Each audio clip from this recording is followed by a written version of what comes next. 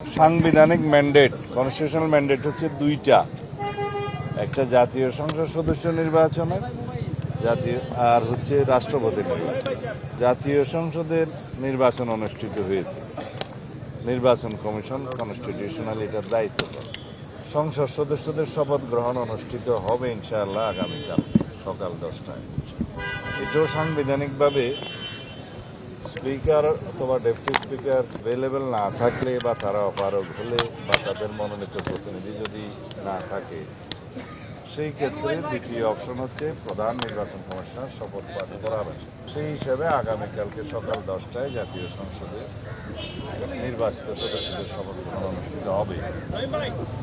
এইটা প্রধান নির্বাচন কমিশনের সাংবিধানিক এখতিয়ার আছে।